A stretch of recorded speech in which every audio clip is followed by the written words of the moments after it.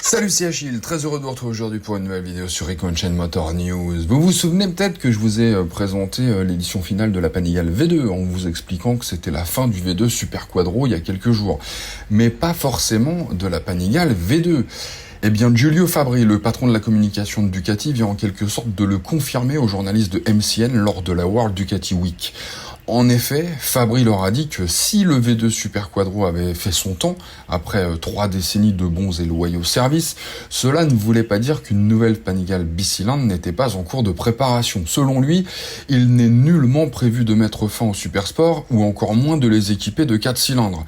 Et pour être sûr qu'on ne se fasse pas de fausses idées, il a déclaré, je cite, « Ce n'est pas le V2 qui quitte le marché, c'est juste ce moteur particulier qui s'en va, c'est juste la dernière édition du V2 Super Quadro. Mais quelque chose de nouveau arrivera.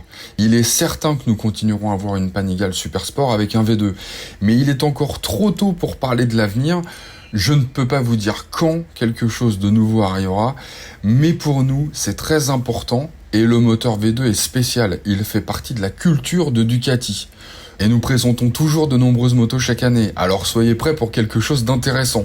Et c'est là que ça devient excitant, il ajoute, je cite toujours, cette nouvelle moto sera la première moto entièrement nouvelle pour 2025, d'autres nouveautés sont à venir pour l'année prochaine, et je suis sûr que vous allez l'apprécier. Alors évidemment, ça fait un peu mince comme ça, mais c'est important comme info. Ça veut dire que malgré les normes de plus en plus contraignantes, qui pourraient pousser la marque à tout simplement cesser de produire des supersports, ça sera pas le cas. Ducati bosse sur un moteur capable de donner des sensations tout en étant le plus respectueux possible de l'environnement apparemment. Le plus simple d'ailleurs, ça aurait été d'augmenter tout bêtement sa cylindrée, comme on l'a vu sur beaucoup de motos au moment du passage à Euro 5. Mais dans ce cas-là, évidemment, ce sera pas ça, parce que sinon bye bye la catégorie supersport, alors même qu'à en juger par le succès de la CBR 600RR de Honda, il y a encore beaucoup d'amateurs prêts à mettre la main au portefeuille pour s'offrir ce genre de moto.